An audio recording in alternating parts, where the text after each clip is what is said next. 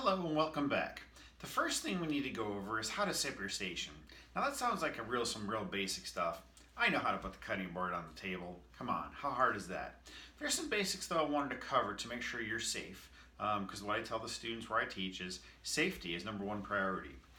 So what we're going to do is, at the school, we always teach that below your cutting board, and all this is a piece of the shelf liner that you buy in large rolls, is to have something beneath your cutting board. That way, and even though this is a heavy block, it might slip. I want to make sure that this cutting board never slips anywhere. You can tell that by putting this mat underneath this cutting board, it's not going anywhere.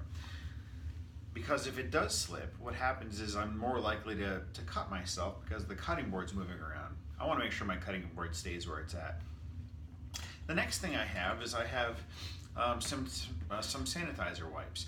I like the Clorox wipes. I want to make sure that I'm always clean, always sanitized.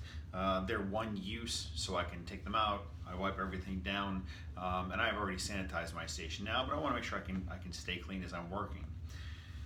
The other thing I'm going to need is I always have a couple of towels, our kitchen towels.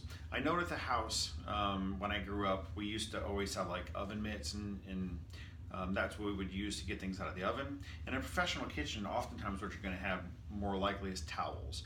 So if you have oven mitts and you want to use oven mitts instead of towels, that's perfectly acceptable. I just am more comfortable now at this stage in my career using the towels. I also have what's called a bench scraper. It's just to help me gather whatever I cut up on the cutting board so I can transfer it to another container. The reason I don't use my knife for that task is that I feel uncomfortable taking that knife and moving towards my hands. Okay, that just doesn't seem very safe to me. Also possible that I'm dulling the knife as I'm pushing the product towards my hands. So I want to keep my knife as sharp as possible.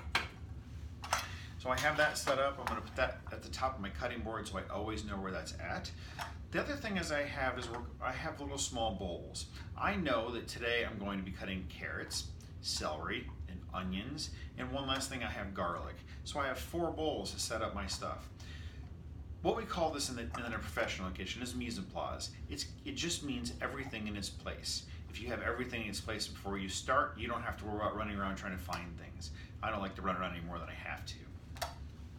So I'm going to have those set up. I also have a half sheet pan. What I'm going to do with this, I'm going to use this to prep our vegetables. That way I'm not peeling or putting anything on my cutting board that I wouldn't want to eat. What we teach at the college is our cutting board is our sacred space. You'd never want to put anything on the cutting board that's not clean, because you can always clean your cutting board afterwards, but you want to make sure everything's clean so there's no dirt or anything that's getting into your food. The other thing that I have ready to go is I have a paring knife. This is a Japanese paring knife, the manufacturer. I'm not saying this is any better than the other ones. This is just what I have for today. I also have what is considered a Santoku knife. It's an 8-inch Santoku knife. You can use a chef's knife, you can use this kind of knife, whatever you feel most comfortable with. So I'm going to make sure I have everything ready to go. I have my knives out, I have my sheet pan so I can prep my vegetables so it's not touching my cutting board. I have my bowls, I have my bench scraper, I have my sanitizer wipes. So I'm all ready to go now. Now it's your turn.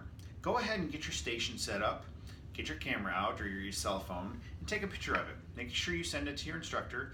As part of your class, we want to make sure you're making progress. I'll check back in a couple minutes while you set up your station. I'll see you soon.